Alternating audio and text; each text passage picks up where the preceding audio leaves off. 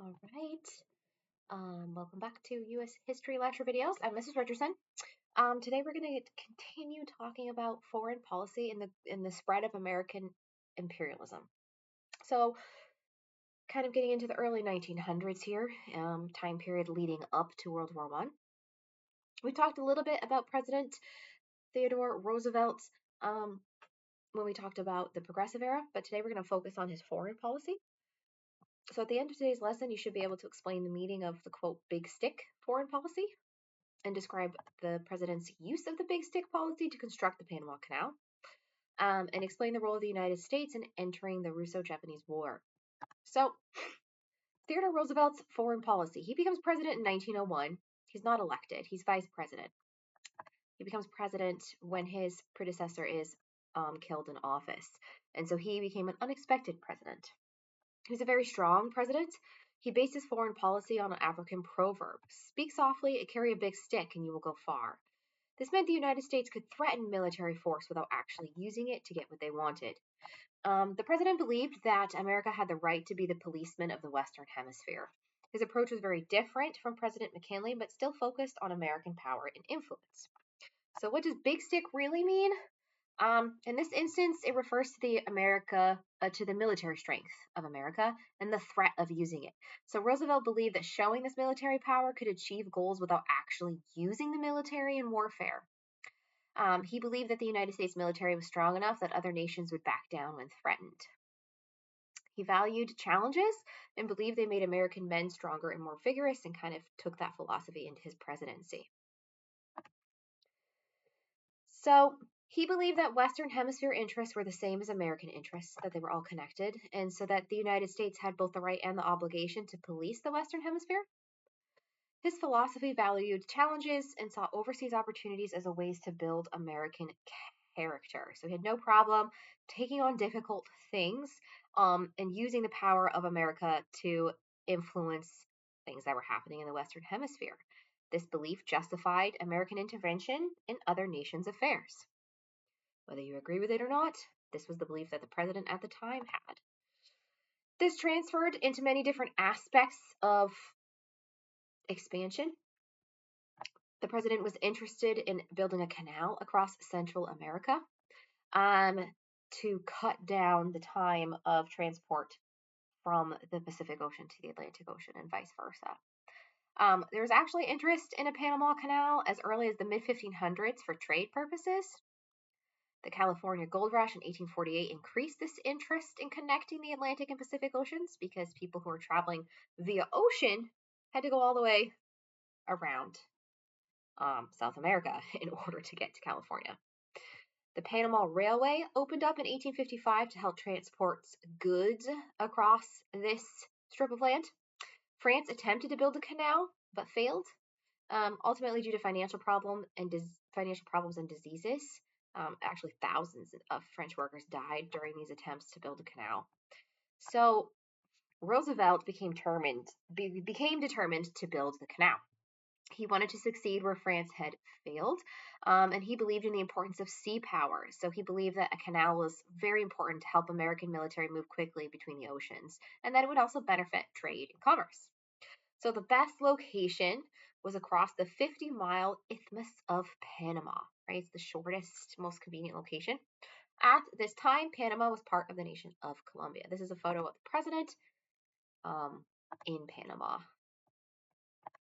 So he had to negotiate with Colombia for rights to build the canal. Sometimes he threatened to build it through Nicaragua instead to pressure Colombia to agree. And eventually Colombia did agree to a treaty giving the United States a lease on the land. The payment was $10 million plus $250,000 in annual rental fees. The Colombian people thought this was way too low and were very upset when the Colombia government made this deal. The Colombia Senate therefore rejected the treaty because of public anger and informed President Roosevelt there would be no canal. Roosevelt was frustrated with this, but not willing to accept the answer, and so he decided to use his big stick strategy. He made comments to journalists supporting a revolution in Panama against Colombia.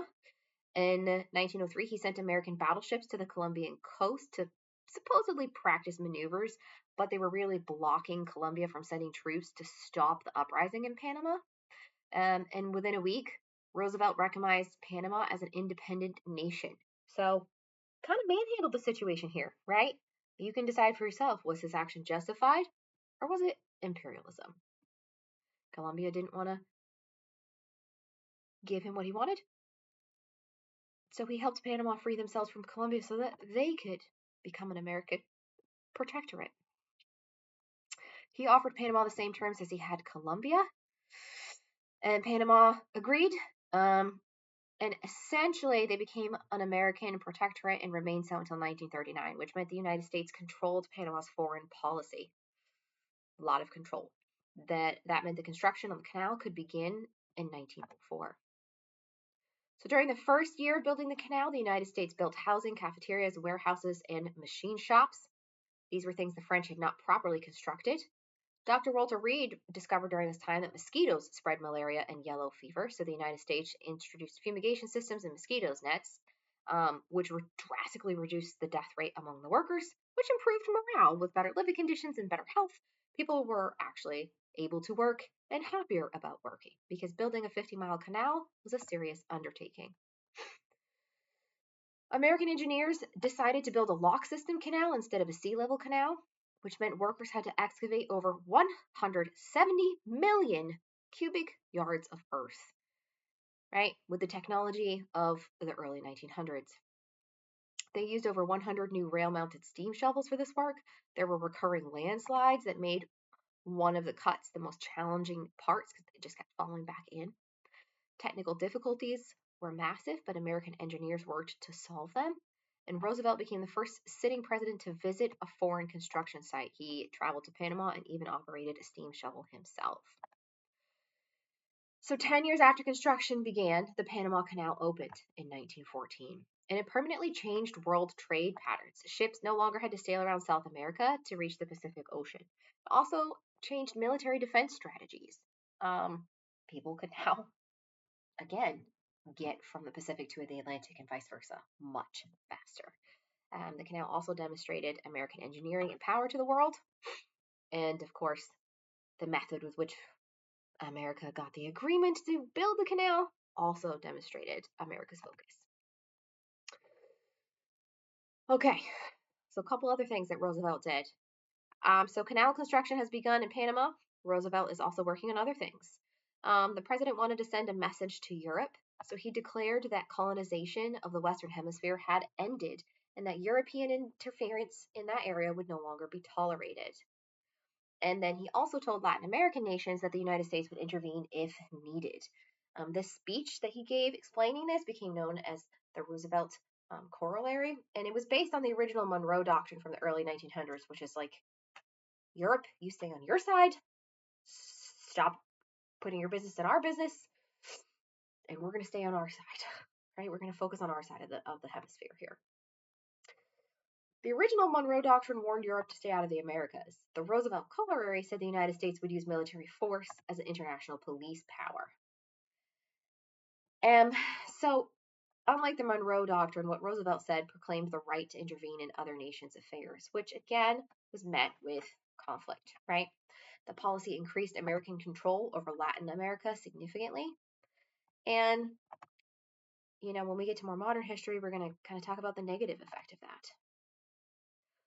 So, consequences and legacy of Roosevelt's policies, kind of summarizing here. In the 20 years after the Roosevelt Corollary, the United States used military force in Latin America over a dozen times.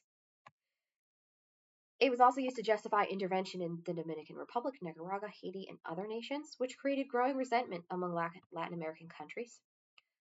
European nations began to express concerns about American domination, but fear of American reprisal kept nations from resisting. Later presidents like Herbert Hoover and Franklin Roosevelt softened this approach, but future presidents still continue to reference the Roosevelt speech throughout the 20th century.